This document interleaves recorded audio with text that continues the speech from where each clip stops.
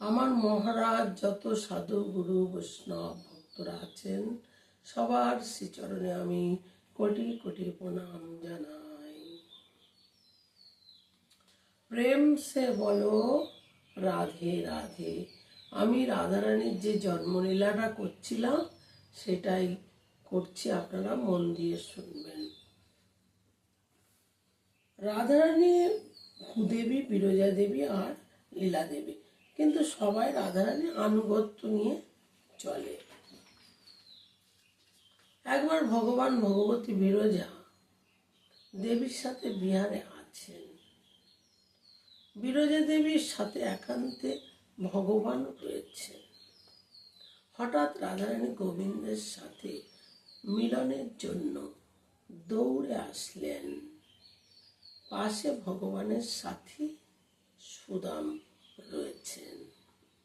বললেন, ঠাকুরানী আপনি এখন যেতে পারবেন না। কে বললেন? সুদাম। প্রভু এখন ভগবতী বিরজার সাথে একান্তে রয়েছেন। বিরজার সাথে এই সময় কাউকে যেতে দেওয়া নিষেধ। নিষেধ বলছেন রাধারানীকে। রাধারানী সুদামকে বললেন, আমি কে জানিস? সুদামকে বললেন, হ্যাঁ জানি, আপনি তো স্বয়ং ঠাকুরানী।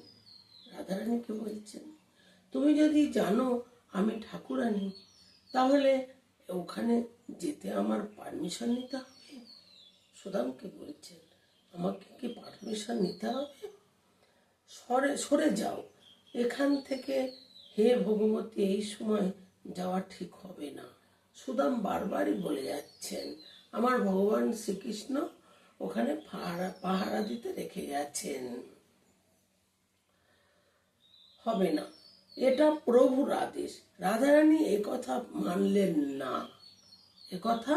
মানলেন না।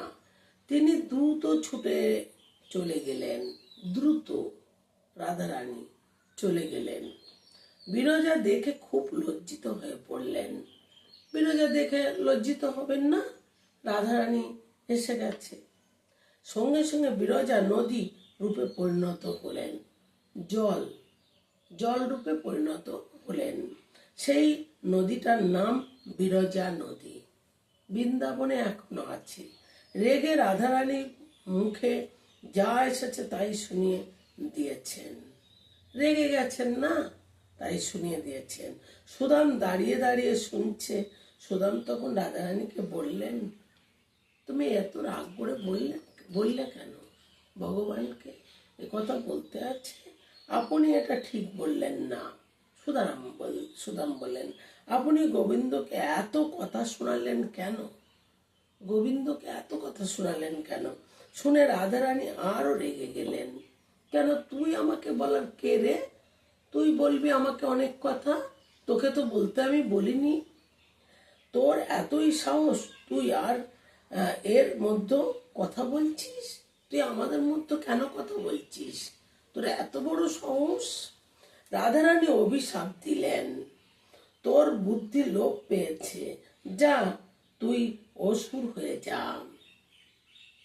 সুদামের মনে খুব কষ্ট হলো। কার মনে কষ্ট হলো? সুদামের। আমি অসুর হব?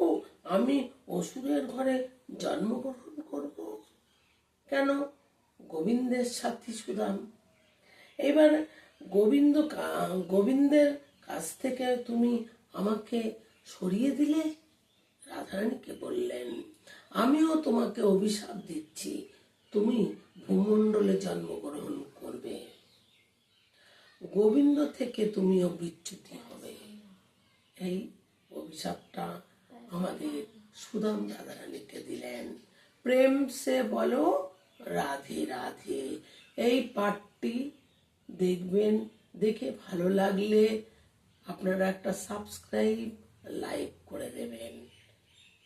জয় শ্রী রাধে।